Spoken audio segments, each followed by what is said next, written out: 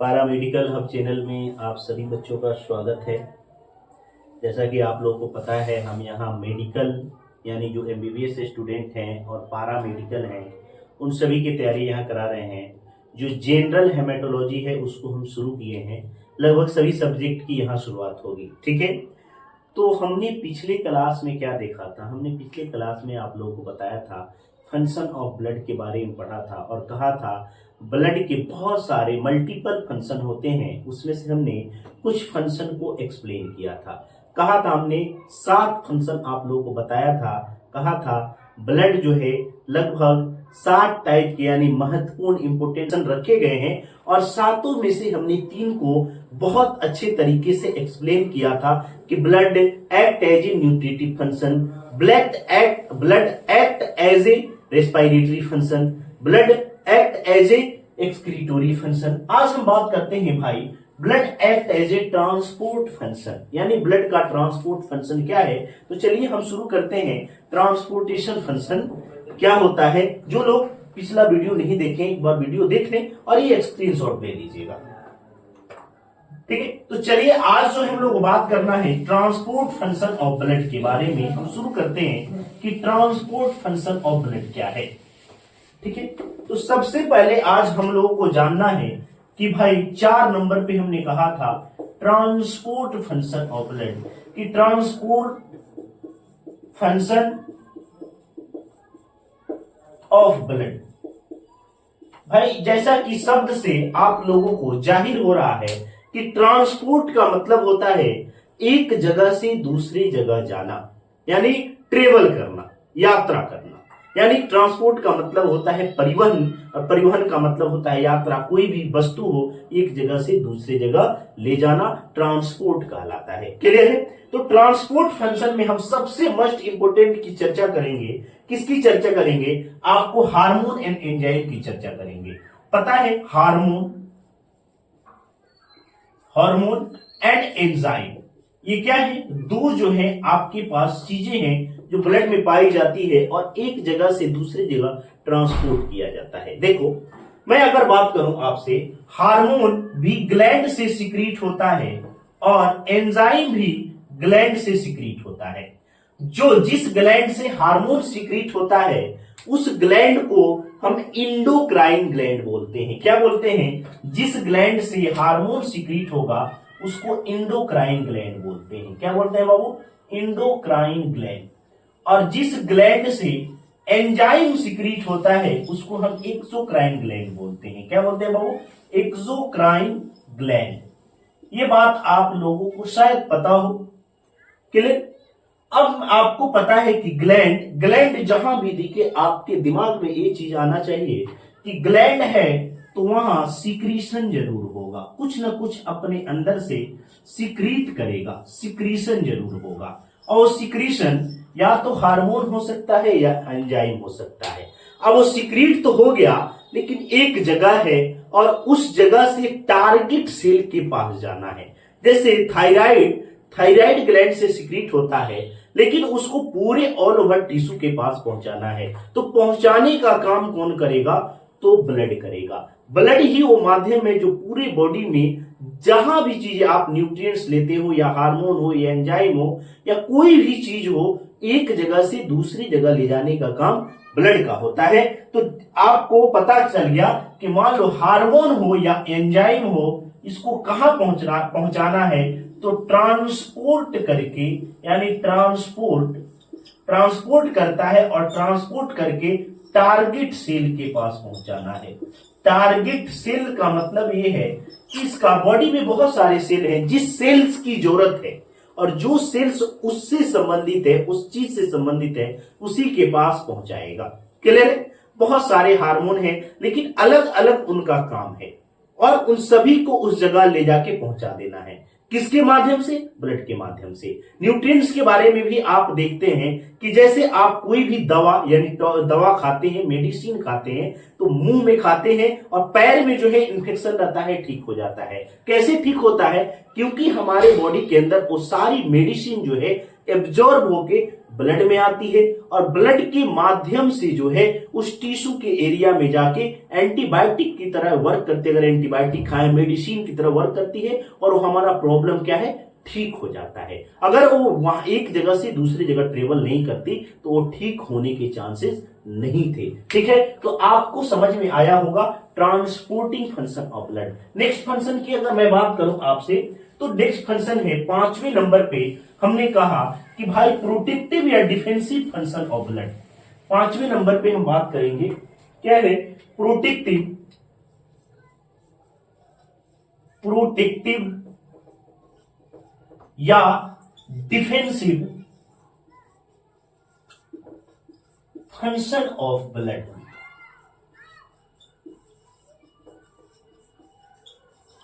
आपको शब्द से जाहिर हो रहा है कि प्रोटेक्शन या डिफेंस यानी अपनी सुरक्षा करना, रक्षा करना, यानी किसी न कोई चीज होगा जो आपका दुश्मन होगा, इनेमी होगा, उससे आप बचते होंगे। उसी तरीके से या कोई बचाने वाला भी होगा। हमारा शरीर जो है क्या है, बीमार ना हो या किसी बैक्टीरिया वायरस के संपर्क में जो है हमें आके हार्मफुल ना पहुंचा दे या हमें इल न कर दे, बीमार न कर दे, उससे बचाने के लिए हमारे बॉडी में क्या होते हैं, सेल्स होते हैं या कुछ इम्यून सिस्टम के पार्ट होते हैं। तो ब्लड में कुछ सेल्स है जो इम्यून फंक्शन का काम करते हैं और हमें प्रोटेक्शन का काम करते हैं। तो चलिए हम उनके बारे में जानते हैं। देखिए, अगर मैं बात करूं यहां कि भाई ब्लड, ठीक है, ब्लड क्या करता है, प्रोटेक्ट। किससे प्रोटेक्ट करता है भाई, देखो, blood protect from foreign particles.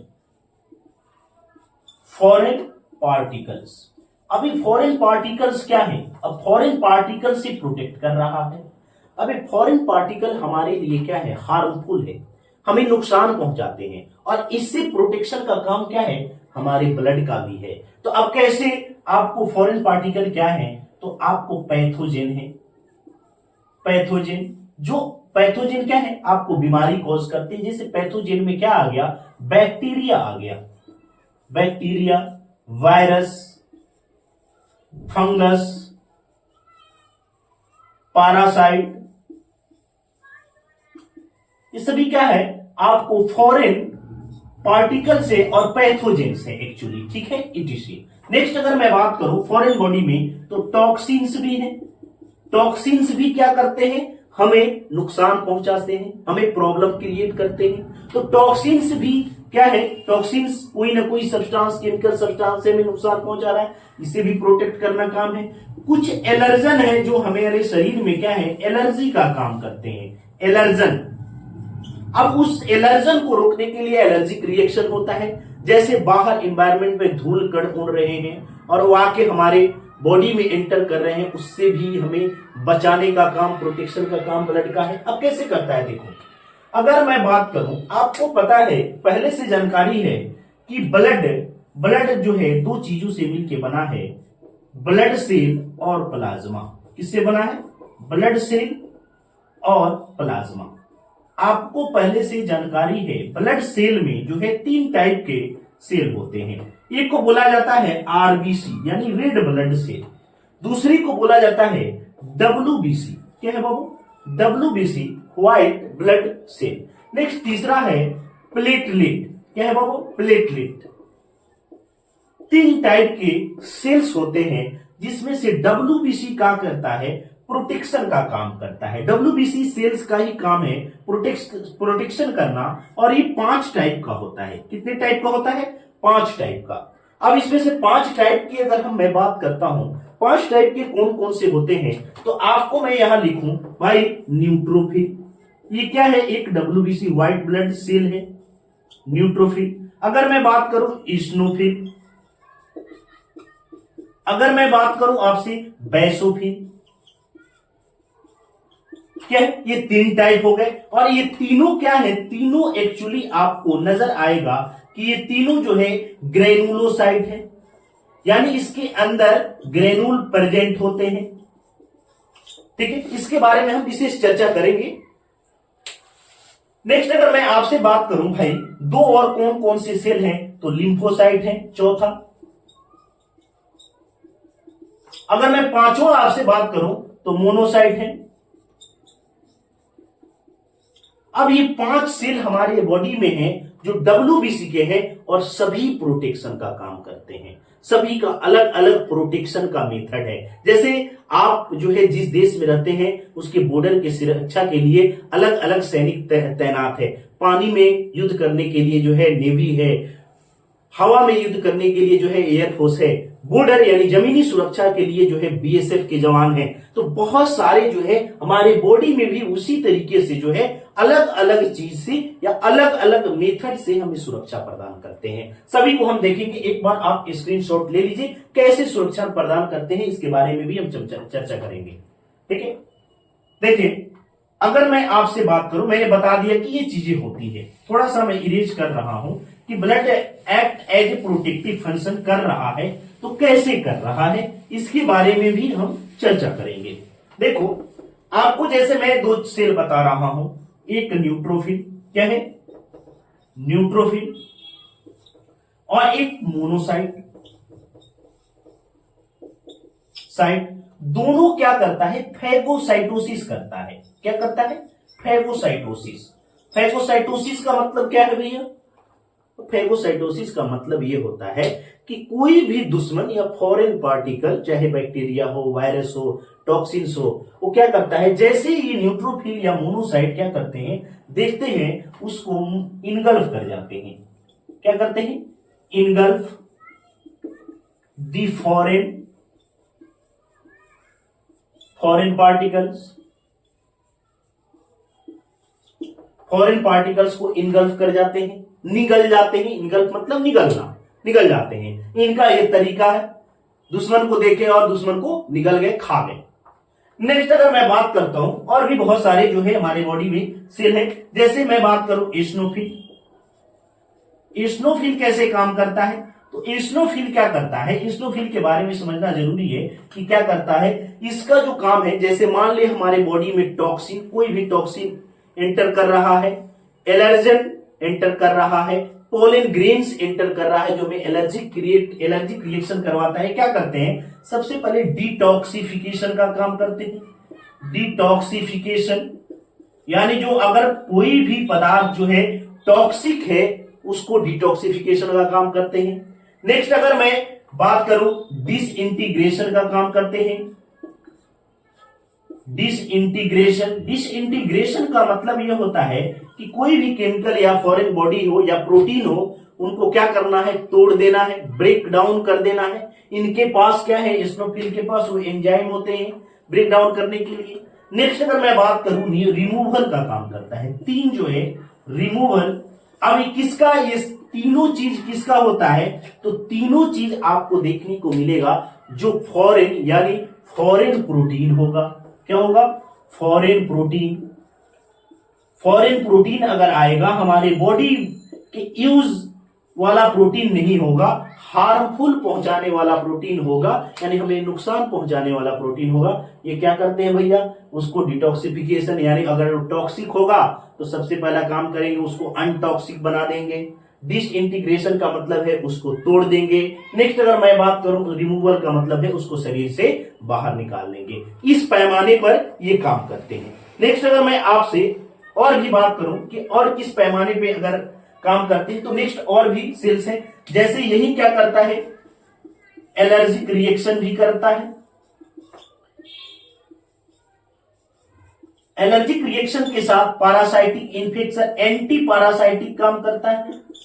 Anti parasite है, अगर आपके बॉडी में कोई पैरासाइट एंटर कर रहा है और एस्नोफिल वहां है तो उस पैरासाइट को किल कर देगा। क्लियर है, ईटीसी। तो ये आपको एस्नोफिल का भी फंक्शन नजर आया, मोनोसाइट का भी आया, न्यूट्रोफिल का भी आया, बेसोफिल की भी बात कर लेते हैं लगे हाथ। भाई एक और सेल है आपके बॉडी में जिसका नाम क्या है, बेसोफिल। बेसोफिल भी क्या करता है, एलर्जिक रिएक्शन करता है। क्या करता है, एलर्जिक रिएक्शन।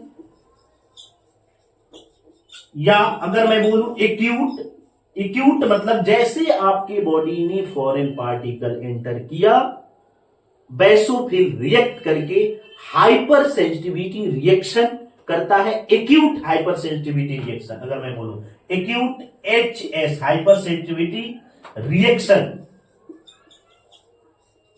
यानी हाइपर सेंसिटिविटी रिएक्शन का काम करता है। नेक्स्ट आपके पास एक सेल बन गया जिसका नाम है लिम्फोसाइट। अब लिम्फोसाइट क्या करता है उसके बारे में भी हम बात कर लेते हैं। देखो एक सेल बचा हमारा लिम्फोसाइट। ये लिम्फोसाइट है, एक्चुअली इसका काम है इम्यूनिटी प्रोवाइड करना। एक शब्द में अगर मैं आपसे बात करूं, इम्यूनिटी बनाता है आपके शरीर का। इम्यूनिटी का मतलब क्या है बाबू? तो आपके बॉडी में जो है, आप जब बीमार पड़ते हो तो आप मान लो किसी बैक्टीरिया से क्या हुए, इन्फेक्शन हुआ, या कोई बैक्टीरिया का आपको संक्रमण लग गया, इन्फेक्शन लग गया। अब उसके अगेंस्ट में क्या करता है, उस बैक्टीरिया को मारने के लिए आपका बॉडी एक केमिकल बनाता है। उस केमिकल का नाम है एंटीबॉडी, और वो एंटीबॉडी क्या करता है, उस बीमारी को खत्म कर देता है। तो एंटीबॉडी यानी इम्यूनिटी डेवलप करने के लिए, बीमारी से लड़ने की क्षमता डेवलप करने के लिए ये लिम्फोसाइट है। अब ये क्या है, आपको सेलुलर और ह्यूमरल इम्यूनिटी दोनों प्रोवाइड करता है। इसके बारे में भी जब अलग अलग WBC RBC सही पढ़ेंगे तो हम बात करेंगे। यहां सिर्फ जो है इंट्रोडक्शन में बता दिया कि ब्लड कैसे प्रोटेक्शन का काम करता है। ये चीजें आप लोगों को समझ में आई होगी। तो प्रोटेक्टिव फंक्शन भी आप लोगों को समझ में आ गया होगा। आप जो है इसको मैं इरेज कर रहा हूं, स्क्रीनशॉट ले लीजिए, ठीक है। तो चलिए फिर हम आगे अगर बढ़ूं आपसे और कहूं कि भाई स्टोरेज फंक्शन क्या क्या स्टोर करता है, उसके बारे में आपसे बात करूं कि भाई ब्लड तो है लेकिन क्या क्या स्टोर करता है। नेक्स्ट आपके सामने छठे नंबर पे एक फंक्शन आता है जिसको बोला जाता है storage function of blood. Storage function of blood, ये ब्लड का स्टोरेज फंक्शन क्या है। स्टोरेज वर्ड से भी जाहिर हो रहा है स्टोर करना। स्टोर करना का मतलब होता है जमा करना, किसी चीज को रखना, ठीक है। अब स्टोरेज फंक्शन की अगर मैं आप लोगों से बात करूं तो क्या है, अगर आप देखिएगा जहां भी ब्लड में एक्चुअली क्या है, यहां कौन सी सब्सटेंस स्टोर होते हैं। तो ब्लड में जो है अगर सब्सटेंस की बात करें कि कौन सी सब्सटेंस स्टोर होंगे, तो एक वर्ड आता है इसके लिए, रेडीमेड। क्या आता है वो? रेडीमेड। रेडीमेड वैसे सब्सटेंस स्टोर होंगे ब्लड में जो रेडीमेड होंगे। रेडीमेड का मतलब ये होता है कि भाई आप जो है खास तौर पे कपड़े के लिए इस्तेमाल होता है रेडीमेड। जब आप दुकान में जाते हो कपड़ा खरीदते हो, रेडीमेड कपड़ा खरीद के पहन लेना है, उसको कहीं सिलवाने नहीं जाना है, वो तैयार है, सिर्फ और सिर्फ उसका यूज करना है। तो वह फॉर्म, कोई भी पदार्थ या सब्सटेंस का वह फॉर्म जो यूज हो जाए, डायरेक्ट किसी काम में लाया जा सके, उसी फॉर्म को रेडीमेड फॉर्म बोलते हैं। तो रेडीमेड फॉर्म में कुछ सब्सटेंस स्टोर रहते हैं। किस फॉर्म में रहते हैं बाबू? रेडीमेड फॉर्म में रहते हैं। अब कौन सी सब्सटेंस है, जैसे मैं एग्जांपल की तौर पे बात करूं, ग्लूकोज है। क्या है? ग्लूकोज है। अब ग्लूकोज स्टोर रहता है ब्लड में, ज्यादा तो नहीं, कुछ कुछ ग्लूकोज स्टोर रहते हैं एक लिमिटेड अमाउंट में। जैसे जो है इंसुलिन आता है और इंसुलिन के संपर्क में क्या एनर्जी में कन्वर्ट हो जाता है। फिर मैं आपको बात करूं अमाइनो एसिड। अमाइनो एसिड ये भी स्टोर होते हैं। अगर मैं आपसे बात करूं भाई क्या विटामिन, ये भी स्टोर होते हैं। अगर मैं आपसे बात करूं वाटर, अगर आपकी बॉडी में जो है कभी वाटर की कमी हो तो क्या करता है, यानी ब्लड में स्टोर रहता है और उससे वाटर की पूर्ति हो जाती है। नेक्स्ट अगर मैं बात करूं वाटर के साथ, वाटर एंड इलेक्ट्रोलाइट। इलेक्ट्रोलाइट का मतलब है कि भाई NaCl मतलब sodium, potassium, chlorine, magnesium, aluminium, सारे जो मतलब मिनरल्स हैं उसको इलेक्ट्रोलाइट भी बोलते हैं। तब ये क्या होते हैं? स्टोर रहते हैं। कहां स्टोर रहते हैं? ब्लड के अंदर। जब भी ब्लड में आप जब जांच करने जाते हो, टेस्ट करने जाते हो, जब भी आप टेस्ट करते हो तो भाई ग्लूकोज का टेस्ट कहाँ होता है? ब्लड में। अमाइनो एसिड यानी अगर प्रोटीन की बात करें, प्रोटीन का टेस्ट कहां से होता है? ब्लड से। विटामिन का टेस्ट कहां से होता है? ब्लड से। वाटर यानी इलेक्ट्रोलाइट का टेस्ट कहां होता है? ब्लड से होता है। क्यों ब्लड्स का इस्तेमाल कर रहे हैं? क्योंकि यहां ये स्टोर हो रहा है, और कितनी मात्रा में स्टोर है ये सारी चीजें बताता है।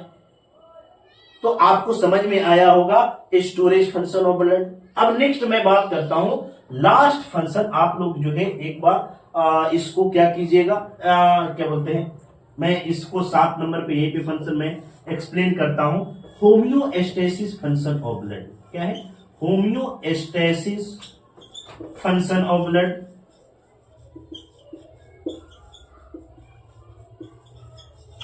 होम्योस्टेसिस का मतलब क्या होता है? सबसे पहले समझने वाली बात यह है कि होम्योस्टेसिस का मतलब क्या होता है। देखो, होम्योस्टेसिस वर्ड का मीनिंग ही होता है maintain internal environment of the body.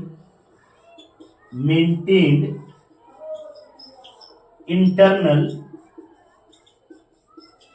Environment of the body. यानी आपको पता है कि हमारे बॉडी के अंदर भी एक इन्वायरमेंट है। क्या है? इन्वायरमेंट है। इन्वायरमेंट का मतलब यह होता है कि वहां फिजिकल और केमिकल जो है इन्वायरमेंट होगा। जैसे बाहर का, जैसे फिजिकल की बात करें, आप बाहर के इन्वायरमेंट को देखिए तो आप देखते हैं तापमान क्या है, नमी क्या है, यानी ह्यूमिडिटी कितना है। तो ये क्या है? इन्वायरमेंट की को देखते हैं कि क्या है। हमारे बॉडी के अंदर भी एक इन्वायरमेंट रहता है, और उसी इन्वायरमेंट में हम सरवाइव करते हैं, और उस इन्वायरमेंट की यथा स्थिति यानी कहे कि फिक्स प्रोपोर्शन में रहना जरूरी है। जैसे हमारे ब्लड का पीएच 7.4 के आसपास होता है, उस पीएच में रहना जरूरी है। चेंज होगा तो हमें परेशानी होगी। हमारे बॉडी का टेम्परेचर 37 डिग्री सेल्सियस होता है, अगर ये बढ़ जाए तो हमको प्रॉब्लम होती है, घट जाए तो भी प्रॉब्लम होती है। तो इस चीज को मेंटेन करने का काम जो है ब्लड करता है। तो इसी फंक्शन को हम क्या बोलते हैं? होम्योस्टेसिस फंक्शन करते हैं।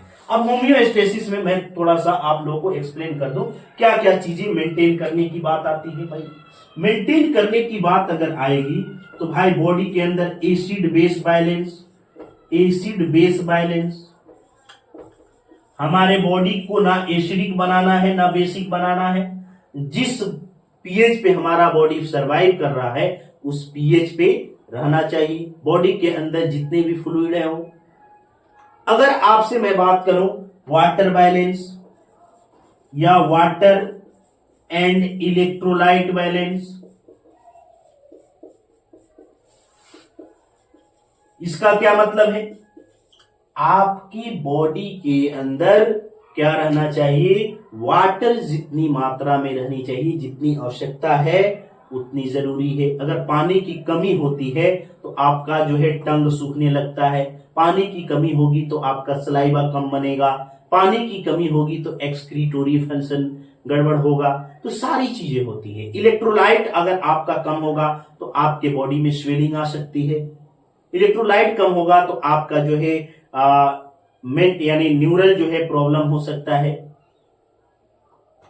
नेक्स्ट अगर मैं बात करूं, इसमें और भी बहुत सारे फंक्शन हैं। जैसे आपको मैं बात करूं भाई, ये एसिड बेस बैलेंस की बात कर लिया, वाटर एंड इलेक्ट्रोलाइट बैलेंस की बात कर लिया। अगर मैं बात करूं regulate the body temperature, regulate the body temperature, यानी अगर बॉडी टेम्परेचर हमारा क्या है 37 डिग्री है तो 37 डिग्री सेल्सियस रहना चाहिए। आप चाहे हिमालय पे चले जाओ और चाहे गर्मी प्रदेश में चले जाओ, आपके बॉडी का टेम्परेचर अगर 37 डिग्री सेल्सियस पे सरवाइव कर रहा है तो हर जगह वही होगा। कि ऐसा नहीं ना है कि ठंडा के दिन में हमारा टेम्परेचर घट जाता है, गर्मी के दिन में बढ़ जाता है। उसको मेंटेन करने के लिए आपका बॉडी गर्मी के दिनों में क्या करता है? बॉडी के अंदर से वाटर निकालता है, रिलीज करता है, और इवेपोरेशन के द्वारा अपने बॉडी के टेम्परेचर को मेंटेन करता है। जब फीवर लग जाती है हमको तो आपका जो है पूरा इंटरनल, आपको कोई जी है आपके अंदर एनर्जी की कमी हो जाती है, आपके शरीर में जो है वीकनेस हो जाता है, सारी प्रॉब्लम आती है। तो ये सारी चीजें क्या है, ये फंक्शन जो है आपको पता चला कि ब्लड का फंक्शन है। तो आप जो है एक बार मैं समराइज करा दूं आप लोगों को क्या क्या फंक्शन है। तो हमने 7 फंक्शन को एक्सप्लेन किया, 2 लेक्चर में एक्सप्लेन किया।